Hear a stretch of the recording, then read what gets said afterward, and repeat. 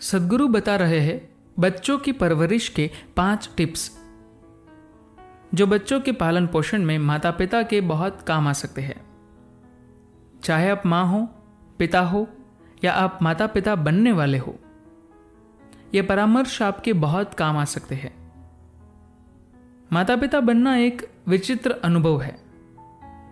आप कुछ ऐसा करने की कोशिश करते हैं जो आज तक कोई नहीं जान पाया कि उसे अच्छी तरह कैसे किया जाए। चाहे आपके 12 बच्चे हो तब भी आप सीख ही रहे होते हैं। हो सकता है कि आपने 11 बच्चे अच्छी तरह पाले हो, मगर 12वें में आपको परेशानी हो सकती है। तो पहला, सही माहौल बनाएं। जरूरी माहौल तैयार करना बच्चों के पालन पोषण में एक बड़ी भूमिका निभाता है। आपको सही तरह का माहौल तैयार करना चाहिए जहां खुशी, प्यार, परवाह और अनुशासन की एक भावना आपके अंदर भी और आपके घर में भी हो। आप अपने बच्चे के लिए सिर्फ इतना कर सकते हैं कि उसे प्यार और सहारा दे सकते हैं। उसके लिए ऐसा प्यार भरा माहौल बनाएं जहां बुद्धि का विकास कुदरती तौर पर हो। एक बच्चा जीवन को बुनियादी रूप में देखता है, इसीलिए आप उसके साथ बैठकर जीवन को बिल्कुल नएपन के साथ देखें, जिस तरह वह देखता है। जरूरी नहीं है कि आपका बच्चा जीवन में वही करे जो आपने किया। आपके बच्चे को कुछ ऐसा करना चाहिए जिसके बारे में सोचने की भी आपकी हिम्मत नहीं हुई। तभी यह दुनिया आगे बढ़ेगी और उपयोगी चीजें घटित होंगी।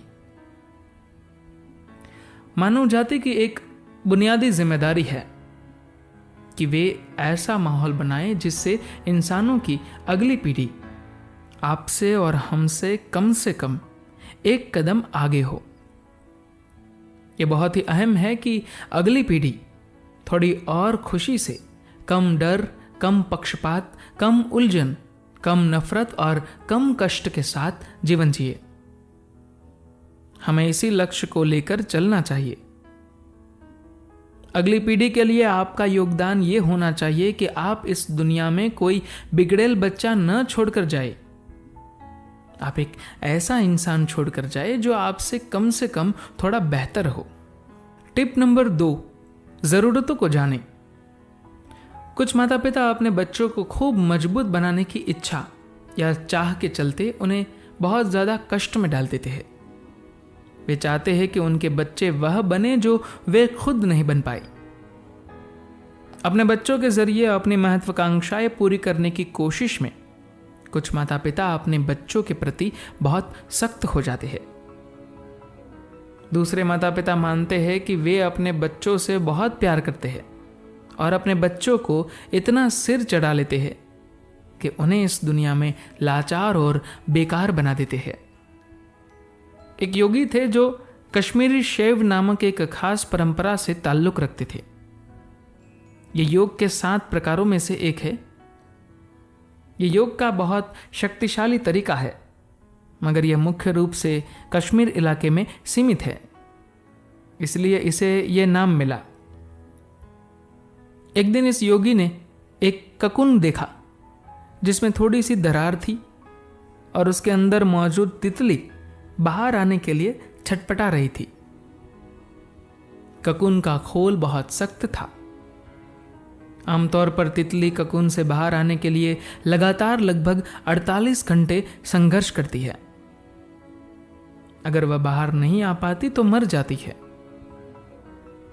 योगी ने यह देखा और करुणावश उन्होंने अपने नाखून से ककुन को खोल दिया ताकि तितली आजाद हो सके। मगर जब वह बाहर आई तो उड़ नहीं पाई। ककुन को तोड़कर बाहर आने का संघर्ष ही तितली को इतना मजबूत बनाता है कि वह अपने पंखों का इस्तेमाल करके उड़ सके। उस तितली का क्या काम जो उड़ ही न सके। बहुत से लोग अपने बच्चों को लाड प्यार में ऐसा ही बना देते हैं। ऐसे बच्चे अपने जीवन में ऊंचाइयों को नहीं छू पाते। सभी बच्चों पर एक ही नियम लागू नहीं होता। हर बच्चा अलग होता है। ये एक खास विवेक है। इस बारे में कोई सटीक रेखा नहीं खींची जा सकती कि कितना करना है और कितना नहीं करना है। अलग अलग बच्चों को ध्यान, प्यार और शक्ति के अलग अलग पैमानों की जरूरत पड़ सकती है। अगर मैं नारियल के बाग में खड़ा हूं और आप आकर मुझसे पूछे कि हर पौधे में कितना पानी देना है, तो मैं कहूंगा कम से कम 50 लीटर। लेकिन अगर आप घर जाकर अपने गुलाब के पौधे में 50 लीटर पानी डाल दे तो वह मर जाएगा। इसलिए आपको इस बात का ध्यान रखना चाहिए कि आपके घर में किस तरह का पौधा है। टिप नंबर 4, बच्चे से सीखे। बहुत से लोग ये मान लेते हैं कि जैसे ही बच्चा पैदा होता है, शिक्षक बनने का समय शुरू हो जाता है। जब एक बच्चा आपके घर में आता है तो यह शिक्षक बनने का नहीं, सीखने का समय होता है। क्योंकि अगर आप अपनी और अपने बच्चे की ओर देखें तो आपका बच्चा ज्यादा खुश होता है ना? इसलिए ये उनसे जीवन के बारे में सीखने का समय है, सिखाने का नहीं। आप बच्चे को बस एक चीज सिखा सकते हैं जो आपको कुछ हद तक सिखाना पड़ता है कि दुनिया में किस तरह जीवन यापन से जुड़े काम करें। मगर जब खुद जीवन की बात आती है तो एक बच्चा अपने अनुभवों से जीवन के बारे में ज्यादा जानता है। वह जीवन है, वह जीवन को जानता है। आपके साथ भी ऐसा होता है कि अगर आप अपने मन पर थोपे गए प्रभावों को दूर कर दे तो आपकी जीवन ऊर्जा जानती है कि कैसे रहना है। यह आपका मन है जो नहीं जानता कि कैसे रहना है। एक वयस्क हर तरह का कष्ट खुद पर ओढ़ने में माहिर होता है। यह सब कष्ट उसके मन में होते हैं। बच्चा अब तक उस स्थिति तक नहीं पहुंचा है, इसलिए यह सीखने का समय है, सिखाने का नहीं। और टिप नंबर 5, उसे अपने तरीके से रहने दे। अगर माता पिता अपने बच्चों की वाकई परवाह करते हैं तो उन्हें अपने बच्चों को इस तरह पालना चाहिए कि बच्चे को माता पिता की कभी जरूरत ना हो। प्यार की प्रक्रिया हमेशा आजाद करने वाली प्रक्रिया होनी चाहिए, उलझाने वाली नहीं। इसलिए जब बच्चा पैदा होता है तो बच्चे को चारों ओर देखने परखने, प्रकृति के साथ और खुद अपने साथ समय बिताने दे। प्यार और सहयोग का माहौल बनाए। उस पर अपने नैतिक मूल्य, विचार, धर्म या और कुछ थोपने की कोशिश न करे। बस उसे विकसित होने दे, उसकी बुद्धि को विकसित होने दे। सिर्फ एक इंसान के रूप में उसकी अपनी शर्तों पर जीवन की ओर देखने में उसकी मदद करें।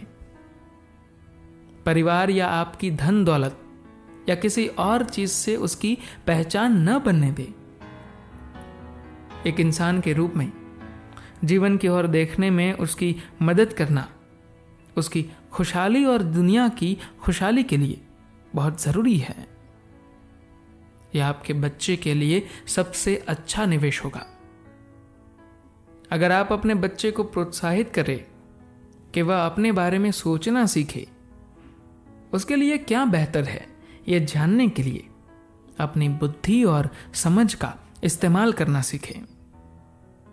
अगर आप ऐसा करते हैं तो आप निश्चिंत रह सकते हैं कि आपका बच्चा सही तरीके से विकसित होगा, आनंदित और शांत रहे। अगर आप अपने बच्चे का पालन पोषण अच्छी तरह करना चाहते हैं तो सबसे पहले आपको खुद खुश रहना चाहिए। अगर आपके बच्चे को घर में रोजाना तनाव, गुस्सा, डर, चिंता और ईर्ष्या देखने को मिलती है तो उसका क्या होगा? पक्के तौर पर वह केवल इन्हीं से सीखेगा, है ना? अगर आप वाकई अपने बच्चे का अच्छी तरह पालन पोषण करने का इरादा रखते हैं तो आपको खुद को एक प्यार करने वाले, आनंदित और शांत इंसान में बदलना होगा। अगर आप खुद को बदलने के काबिल नहीं हैं तो अपने बच्चे को अच्छे से पालने का सवाल कहां उठता है। अगर हम वाकई अपने बच्चे को अच्छी तरह पालना चाहते हैं तो सबसे पहले हमें यह देखना चाहिए कि क्या हम खुद को रूपांतरित कर सकते हैं। जो भी माता पिता बनना चाहते हैं उन्हें एक साधारण सा प्रयोग करना चाहिए। उन्हें बैठकर देखना चाहिए कि उनके जीवन में क्या ठीक नहीं है और उनकी जिंदगी के लिए क्या अच्छा होगा। बाहरी दुनिया के लिए नहीं, बल्कि खुद उनके लिए। अगर आप अपने बारे में, अपना व्यवहार, बातचीत, रवैया और आदतें 3 महीने में बदल सकते हैं तो आप अपने बच्चे को भी समझदारी से संभाल सकते हैं। धन्यवाद।